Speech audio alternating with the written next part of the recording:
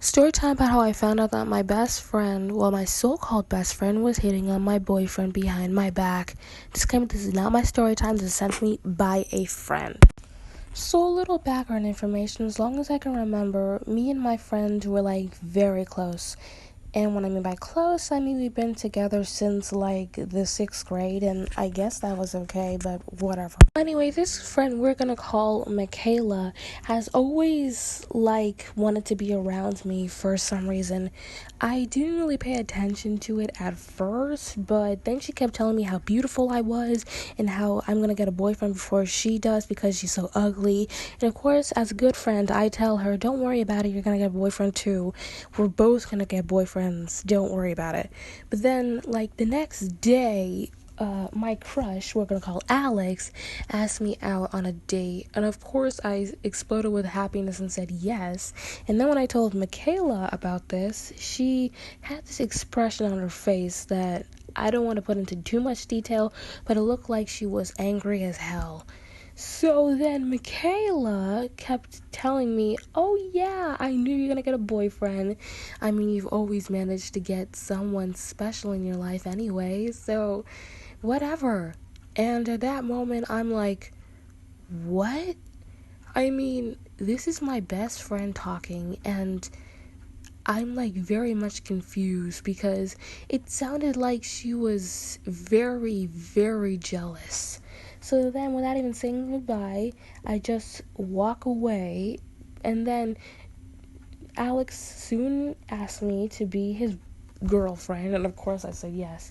2 months into the relationship, Michaela started acting even weirder, I guess. So, when I mean by she acted more weirder, I mean as if she started hanging around me whenever Alex was around. And of course, I didn't really pay much attention to it because, I mean, she was like my best friend, and I didn't really think much of it. But I guess I was wrong. Anyway. So, one of these days, I hear from my boyfriend that Michaela has been following him around like ever since they met. And of course, I'm like, wait, what? And he begins to tell me that one day Michaela went to the arcade by herself and was stalking him like crazy because he worked at an arcade. And of course, I didn't really want to believe it because, come on, she's my best friend. She would never do that. But then Alex started telling me, like, don't go close to her. I'm afraid that she might do something, like, really crazy. But I didn't pay attention at first. But then I decided to do a little investigating, and then I asked her the next day at school, hey, did you go to the arcade? And then she said, yeah, why? And then I asked her, well, what were you doing? And then she replied, oh, I have to take my brother to the arcade. Don't worry about it. Yeah, he said that he wanted to try out a new gaming system or whatever, so don't worry about it. And then I just, like, wanted to believe her, but to further investigate, I asked her, hey, is it okay if I come over to your house to study? You know, for the upcoming test and all. And she said, yeah, sure. So then when I went to Michaela's house after school, immediately I went to her brother's room to talk to him. And when I went there, I asked him, hey, did you go to the arcade yesterday? And he said, no, my sister did. Why? And at that point, I was like in a bit shocked because my friend lied to me. And then I asked him, well, what was she doing at the arcade? And then he told me, I don't know, she just said that she wanted to take care of something real quick. And at that point, I didn't even know what to feel. Like, had my own best friend just lied to me right now? Because I'm a little scared.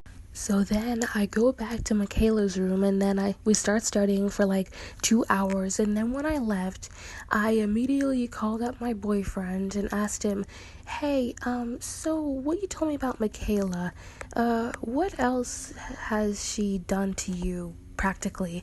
And then he started telling me all these stories of how Michaela was like a bit psycho because one day while he was like in his room just like watching TV, he noticed out his window that someone was actually like staring at him, and he felt a little creeped out. So he like went out to his window and saw that Michaela was right there staring at him like she just wanted to get inside his house or some creepy stalker shit. So immediately he closed his blinds and calls his parents, which then realized that Michaela had vanished out of nowhere. At that moment, I'm like so creeped out because I just couldn't believe that my own friend would actually want to stalk my boyfriend.